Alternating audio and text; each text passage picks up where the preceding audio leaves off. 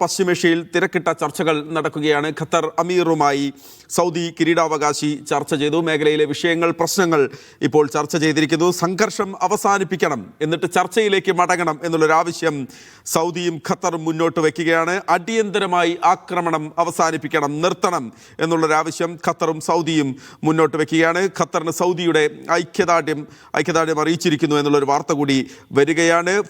അവിടെ അബ്ബാസ് മുഹമ്മദ് ചേരുകയാണ് വിവരങ്ങളുമായി. അബ്ബാസ്, പ്രശ്നപരിഹാരത്തിനുള്ള ചെറിയ സാധ്യതകൾ പോലും അത് പ്രയോജനപ്പെടുത്തണമെന്ന് ഗൾഫ് രാജ്യങ്ങൾ ആഗ്രഹിക്കുകയാണ്. വളരെ പോസിറ്റീവായിട്ടുള്ള ഒരു സ്റ്റെപ്പായി നമുക്കിതിനെ കാണാം. ആദ്യ പടി ആക്രമണം നിർത്തണം, എന്നിട്ട് ചർച്ചയിലേക്ക് മടങ്ങണം എന്ന് പറയുമ്പോൾ ഇനി വേണ്ട യുദ്ധം, ഈ സംഘർഷം വേണ്ട എന്നുള്ള നിലപാടിലേക്ക് പോവുകയാണ്. വളരെ പോസിറ്റീവായിട്ടുള്ള ഒരു സ്റ്റെപ്പ് എന്ന് നമുക്കതിനെ കാണാം.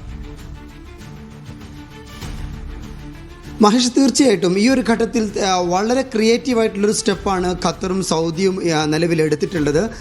സൗദി കിരീടാവകാശിയാണ് ഖത്തർ അമീറിനെ ഇക്കാര്യത്തിൽ വിളിച്ചത്. നമുക്കറിയാം, ഈ പശ്ചിമേഷ്യ ഉടനീളം അറ്റാക്ക് ചെയ്യപ്പെടുന്നൊരു സാഹചര്യം ഉണ്ടായിട്ടുണ്ട്. ഈ ഒരു സാഹചര്യത്തിൽ ചർച്ചകളിലേക്ക് മടങ്ങണം. ഒരു ടേബിളിന് അപ്പുറത്തും ഇപ്പുറത്തും ഇരുന്ന് കഴിഞ്ഞാൽ തീരാവുന്ന പ്രശ്നമേ ഉള്ളൂ എന്നുള്ളതാണ് ഖത്തറിൻ്റെ അന്താരാഷ്ട്ര തലത്തിൽ ഖത്തറിൻ്റെ സംഘർഷങ്ങളിലുള്ള ഖത്തറിൻ്റെ എല്ലാ കാലത്തെയും നിലപാട്. ഖത്തർ എന്ന് പറയുന്ന രാഷ്ട്രം തന്നെ ഡിപ്ലോമാറ്റിക് ടൂളാണ് ഈ രാജ്യത്തിൻ്റെ ഒരു നയതന്ത്ര ശക്തി എന്ന് പറയുന്നത്. അത് ഖത്തറും സൗദിയും ഉപയോഗിക്കുകയാണ്. ഖത്തർ അമീറും സൗദി കിരീടാവകാശിയും പറഞ്ഞു വെക്കുന്നത് ഈ ആക്രമണം അടിയന്തരമായി നിർത്തണം, ചർച്ചകളിലേക്ക് മടങ്ങണമെന്നാണ്. കുറച്ച് മുമ്പാണ് അൽ ജസീറ അടക്കമുള്ള മാധ്യമങ്ങൾ ഇവർ തമ്മിലുള്ള സംഭാഷണത്തെക്കുറിച്ചുള്ള വാർത്ത റിപ്പോർട്ട് ചെയ്തത്. ഏതായാലും പശ്ചിമേഷ്യയിലെ ഈ പ്രശ്നങ്ങളിൽ കൂടിയാലോചനകളുടെ ഒരു ഘട്ടം, ഒരു സാധ്യത കൂടി ഉരുത്തിരിഞ്ഞു വരുന്നു എന്നുള്ളതാണ്. ഇതോടൊപ്പം തന്നെ അന്താരാഷ്ട്ര തലത്തിലുള്ള വലിയ ഇടപെടലുകൾ നടക്കുന്നുണ്ട്. റഷ്യൻ ഫോറിൻ മിനിസ്റ്ററും അതുപോലെ ഇറാനിയൻ ഫോറിൻ മിനിസ്റ്ററും തമ്മിൽ സംസാരിക്കുന്നുണ്ട്. ഒമാൻ ഇക്കാര്യത്തിൽ സജീവമായി ഇടപെടുന്നുണ്ട്.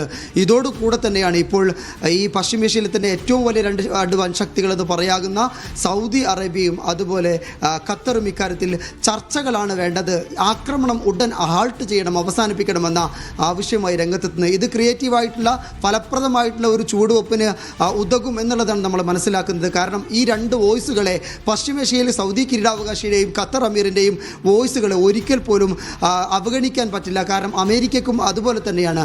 ഈ രണ്ട് രാജ്യങ്ങളും അമേരിക്കയുമായിട്ട് സൗഹൃദം പുലർത്തുന്ന, അമേരിക്കയുമായിട്ട് തന്ത്രപ്രധാന ഡിഫൻസ് പങ്കാളിത്തമുള്ള രാഷ്ട്രങ്ങൾ കൂടിയാണ് എന്ന് നമ്മൾ മനസ്സിലാക്കണം. അമേരിക്കയുടെ എയർബേസുകൾ ഈ രണ്ട് രാജ്യത്തുമുണ്ട്. അതുകൊണ്ട് തന്നെ സൗദിയും ഖത്തറും നിലവിലെടുത്തിട്ടുള്ള ഈ ഒരു ചർച്ചകളുടെ മുൻകൈ എന്ന് പറയുന്നത് വളരെ പ്രധാനപ്പെട്ടതാണ് ഈ ഘട്ടത്തിൽ.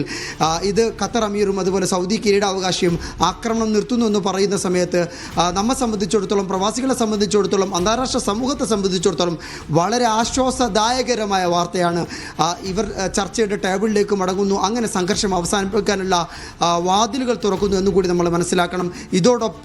ഇതോടൊപ്പമാണ് റഷ്യയും അതുപോലെ ഒമാനും ഈ വിഷയത്തിൽ ഇടപെട്ടുകൊണ്ടിരിക്കുന്നത്.